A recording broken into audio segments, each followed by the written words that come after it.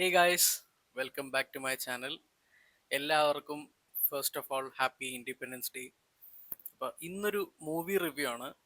ഇന്നലെ much anticipated ആയിട്ട് ഇറങ്ങിയ ലോകേഷ് കനകരാജിൻ്റെ സംവിധാനത്തിൽ രജനീകാന്ത് അഭിനയിക്കുന്ന കൂലി. വന്ന് ഫസ്റ്റ് ഡേ ഫസ്റ്റ് ഷോ കഴിഞ്ഞപ്പോൾ തന്നെ മിക്സഡ് റിവ്യൂസ് വന്നതുകൊണ്ട് തന്നെ അധികം എക്സ്പെക്റ്റേഷൻസ് ഇല്ലാതെയാണ് ഇന്നലെ നൈറ്റ് സിനിമ കാണാൻ പോയത്. എല്ലാവരുടെ ഒപ്പീനിയൻ ഒരുവിധം ശരിയാണെന്ന് തോന്നുന്നു. കാര്യം സിനിമ നമ്മൾ സ്ഥിരം ലോകേഷിൻ്റെ ഫിലിമോഗ്രഫിയിലുള്ളതാണെങ്കിലും രജനീകാന്തിൻ്റെ ഒരു ഫിലിമിംഗ് പാറ്റേൺ ആണെങ്കിലും കണ്ടിരിക്കുന്നത് വെച്ചിട്ടൊരു നമുക്ക് ഒട്ടും സാറ്റിസ്ഫാക്ടറി ആയിട്ട് തോന്നാത്ത ടൈപ്പ് ഓഫ് ഒരു ഫിലിമായിട്ട് തോന്നി കൂലി. എൻ്റർടൈനിങ് ആണ് ചില പാർട്സ് ആയിട്ട്, പല പല ഭാഗങ്ങളിൽ എൻ്റർടൈനിങ് ആണ്. പക്ഷേ സ്ക്രിപ്റ്റ് വൈസ് ആണ് മൊത്തത്തിലൊരു പോരായ്മ ഉണ്ടെന്ന് തോന്നുന്നത്. കാര്യം നടക്കുന്നത് എന്താണ്, അല്ലെങ്കിൽ എന്തിനു വേണ്ടിയാണ് ഈ സംഗതി ചെയ്യുന്നത്, അങ്ങനത്തെ ഒരു തരത്തിലുള്ള ഒരു കമ്മ്യൂണിക്കേഷനും പ്രേക്ഷകരായിട്ട് നടത്തുന്നില്ല സിനിമ. അതാണ് ആ സിനിമയുടെ ഏറ്റവും വലിയ പോരായ്മ എന്ന് തോന്നുന്നു. കാര്യം മേക്കിംഗ് ക്വാളിറ്റി ആണെങ്കിലും മ്യൂസിക് ആണെങ്കിലും ബാക്കി technical departments, cinematography, stun choreography എല്ലാം വളരെ നന്നായിട്ട് തന്നെ ചെയ്തിട്ടുണ്ട്.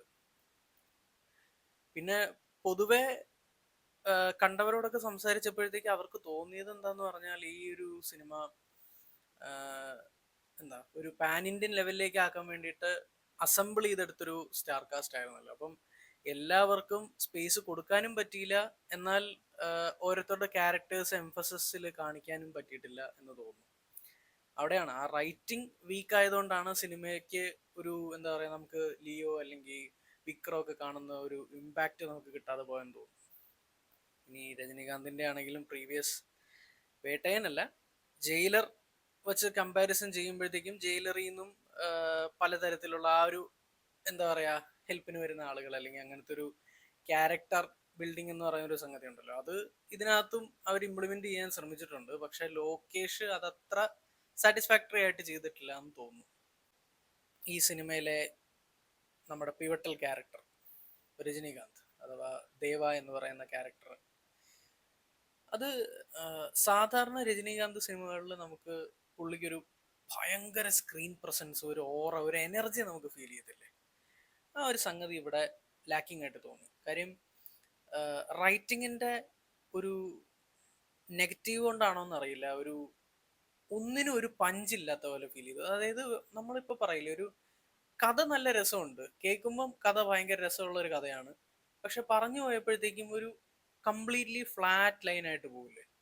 അങ്ങനത്തെ ഒരു മേക്കിംഗ് അല്ല, ആ സിനിമയുടെ ഒരു സ്ക്രീൻ പ്ലേ പോയിരിക്കുന്നത് അങ്ങനെയാണ്. ഒരു നമുക്കൊരു ഹൈ മൊമെന്റോ ഒരു സീറ്റഡ്ജ് ത്രില്ലറിന്റെ ഒരു എക്സ്പീരിയൻസോ അങ്ങനത്തെ ഒരു സംഗതി ഇല്ലാതെ പോകുന്നതുകൊണ്ട് തന്നെ രജനീകാന്ത് തന്നെ പല സീനുകളിൽ ഇങ്ങനെ വരുന്നു, വളരെ പ്ലെയിൻ ആയിട്ട് അങ്ങനെ പോവാണ്. ആകെ നമുക്കൊരു ഭയങ്കര ചാർജ് തോന്നിയ ഒരു ഹോസ്റ്റലിനകത്തൊരു ഫൈറ്റ് സീക്വൻസ് ഉണ്ട്, അത് ഭയങ്കര രസമുണ്ടായിരുന്നു. അത് കഴിഞ്ഞിട്ട് പിന്നെ നമുക്ക് അങ്ങനെ ഒരു ഹൈ മൊമെന്റ് ഒന്നും കിട്ടിയില്ല. പക്ഷെ എടുത്തു പറയേണ്ട ഒരു സംഗതിയുണ്ട്, ഇതിനകത്ത് ഒരു ഫ്ലാഷ് ബാക്ക് സീക്വൻസ് കാണിക്കുന്നുണ്ട്, ഒരു 30 years ബിഫോർ എന്നുള്ള രീതിയിൽ കാണിക്കുന്ന ഒരു സംഗതി. അത് വളരെ നീറ്റായിട്ട് ചെയ്തിട്ടുണ്ട്. സിനിമയിൽ ഇപ്പം നമ്മൾ തിയേറ്ററിൽ പോകുമ്പോഴത്തേക്കും നമുക്ക് ഏറ്റവും കൂടുതൽ ഇൻട്രസ്റ്റിംഗ് ആയിട്ട് തോന്നിയ ഒരു സംഗതി ആ ഫ്ലാഷ് ബാക്ക് സീക്വൻസ് ആണ്, പഴയൊരു എറ കാണിക്കുന്ന രീതിയിൽ.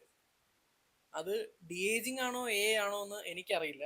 പക്ഷെ എന്തുകൊണ്ടും നമ്മുടെ ഗോട്ടിലൊക്കെ ചെയ്ത് പരാജയപ്പെട്ട ഒരു സംഗതി അല്ലാതെ വളരെ നീറ്റായിട്ട് നമുക്ക് നല്ല ഒരു ഒരു എക്സ്പീരിയൻസ് കിട്ടുന്ന രീതിയിലുള്ള ഒരു സംഗതി അവർ എക്സിക്യൂട്ട് ചെയ്ത് വെച്ചിട്ടുണ്ട്. അതിന് മേക്കേഴ്സിന് ഹാറ്റ്സ് ഓഫ്.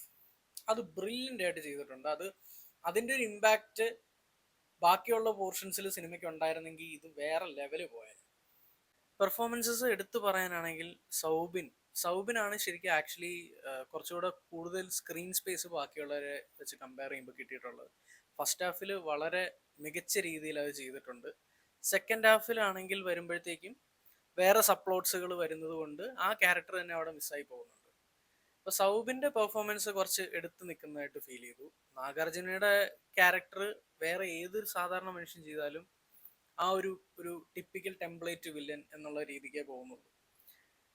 പിന്നെ അമീർ ഖാന്റെ ക്യാമിയോ, അതും ഒരു കോമിക്കൽ ഫീലിംഗ് ആണ് കിട്ടിയത്. ഇപ്പം നമ്മൾ നെൽസന്റെ ഒക്കെ ഒരു ഡാർക്ക് ഹ്യൂമർ ടൈപ്പ് ഓഫ് സംഗതി ആയിരിക്കും പിടിക്കാൻ ഉദ്ദേശിക്കുന്നത്, പക്ഷെ അത് അത്ര ഇമ്പാക്ട്ഫുൾ ആയിട്ട് കൊണ്ടുവരാൻ പറ്റിയില്ല. പിന്നെ എന്തിനാണ് ഈ ക്യാമിയോ, ആ കഥയിൽ എന്താണ് അതിന് ഇമ്പോർട്ടൻസ് എന്ന് ചോദിച്ചാലും നമുക്ക് ഉത്തരം കിട്ടില്ല.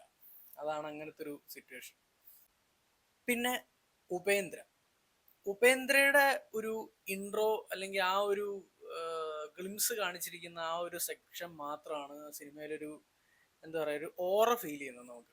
സാധാരണ നമ്മൾ ഒരു ക്യാമിയോ അപ്പിയറൻസ് വന്നു കഴിയുമ്പോഴത്തേക്ക് ഇപ്പം നമ്മൾ എല്ലാം ജയിലറായിട്ട് കമ്പയർ ചെയ്യുന്നതല്ല, എന്നാലും ജയിലറിൽ ലാലേട്ടനെയും നമ്മുടെ ശിവരാജ് കുമാറിനെയൊക്കെ പ്ലേസ് ചെയ്തിരിക്കുന്നതും അവർക്ക് കൊടുത്തിരിക്കുന്ന സ്ക്രീൻ ടൈമിങ്ങും ആ ഇമ്പോർട്ടൻസും ഒരു ഒരു നാക്കുണ്ടല്ലോ പ്രസന്റേഷന്റെ, ആ ഒരു സംഗതി ഉപേന്ദ്രയുടെ ഇതില് സ്ക്രീൻ പ്രസൻസിൽ വന്നിട്ടുണ്ട്, പക്ഷെ ക്യാരക്ടർ വൈസ് കിട്ടിയിട്ടില്ല. പക്ഷെ എന്നാലും പുള്ളിയെ സ്ക്രീനിൽ കാണുമ്പോഴത്തേക്കും നമുക്കൊരു ചെറിയൊരു എനർജി തോന്നുന്ന ഒരു ടൈപ്പ് ഓഫ് ഇതായിട്ട് തോന്നി.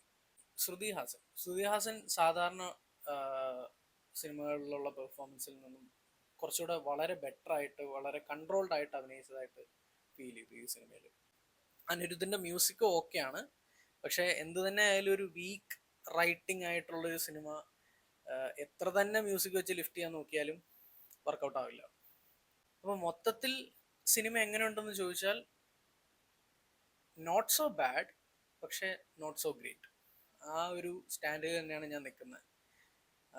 എനിക്ക് എന്തുകൊണ്ടും ഒരു നമ്മളിപ്പോ ഒരു തിയേറ്ററിൽ പോയി കാണുമ്പോഴത്തേക്കും നമുക്ക് ടൈം പോകാനുള്ളതൊക്കെ ഉണ്ട്, പക്ഷെ നമ്മൾ ഒരിക്കലും എന്താ പറയാ, നമ്മൾ ലോകേഷിന്റെ ആണെങ്കിലും രജനീകാന്തിന്റെ ആണെങ്കിലും നമ്മൾ ആ ഒരു ഫിലിംസ് കണ്ട് ഒരു ശീലിച്ചൊരു രണ്ടുപേർക്കും രണ്ട് ടൈപ്പ് ഓഫ് പാറ്റേൺസ് ഉണ്ടല്ലോ.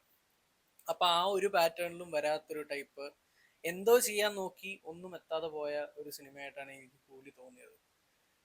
വളരെ പ്രതീക്ഷയോടെ ഞാൻ വെയിറ്റ് ചെയ്തിരുന്ന ഒരു സിനിമയായിരുന്നു കൂലി, എല്ലാവരും അതെ. പക്ഷെ കുറച്ച് കുറച്ച് പോരായ്മകളൊക്കെ ആയിട്ട് ഒരു ഓക്കേഷ് ഫിലിമായിട്ട് കൂലി അവസാനിച്ചു.